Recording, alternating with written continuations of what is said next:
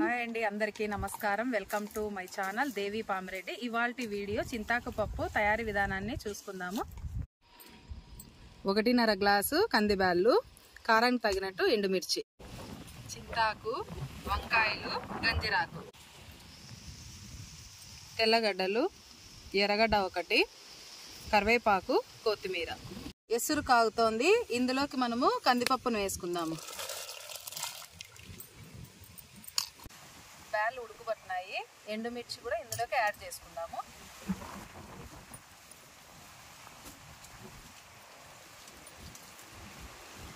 మూత పెట్టుకుందాము.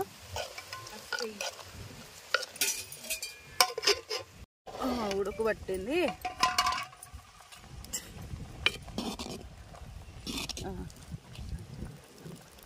ఇంకా కొంతసేపు ఉడికించుకుందాం.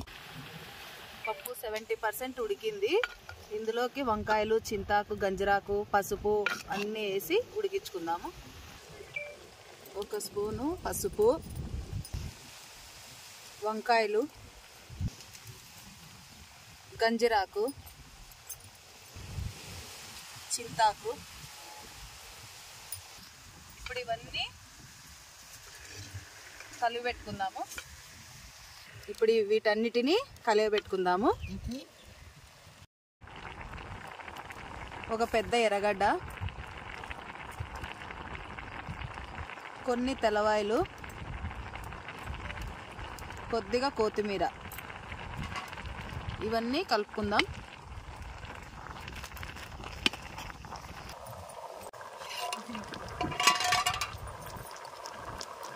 పప్పు ఉడికింది. పప్పుకు తగినంత ఉప్పును కూడా మనం ఇందులోకి వేసుకొని కలిదిప్పుకొని ఇంకా పప్పుని ఎనుపుకుందాం.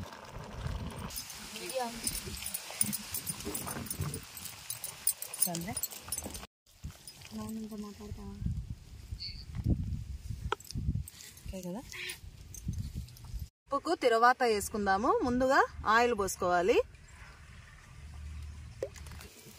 నూనె కాగింది. ఇందులోకి పోపు దినుసులన్నీ వేసుకుందాము.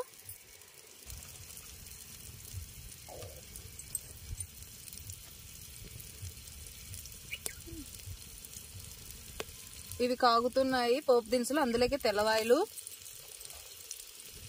ఎర్రగడ్డలు, కొంచెము ఎండుమిర్చి ఒక 4 చెంచా వేసుకొని పచ్చి కరివేపాకు కూడా వేసుకుందాము. తిరువాత కాగింది. ఇప్పుడు పప్పులోకి మనం దీన్ని వేసుకుందాం. తిరువాత అంతా ఇందులోకి వేసుకున్నాం కదా. ఇప్పుడు అంతా కలిపెట్టుకొని దీన్ని సర్వ్ చేసుకుందాము వేరే బౌల్లోకి.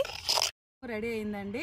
ఇది ఎండుమిర్చితో చేసినటువంటి చింతాకు పప్పు. ఇందులోకి చింతాకు, గంజిరాకు, వంకాయలు కూడా వేసి చేసినాము. చాలా టేస్టీగా ఉంటుంది. మీరు కూడా ట్రై చేయండి.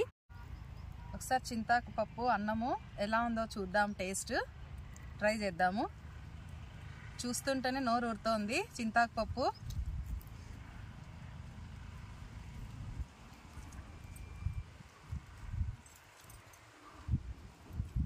చాలా బాగుంది. చింతాకు పప్పు మీరు కూడా ఇలా చేసుకొని ట్రై చేయండి. వీడియో నచ్చినట్లయితే లైక్ చేయండి, షేర్ చేయండి, సబ్స్క్రైబ్ చేయండి. థ్యాంక్ యూ ఫర్ వాచింగ్ అండి.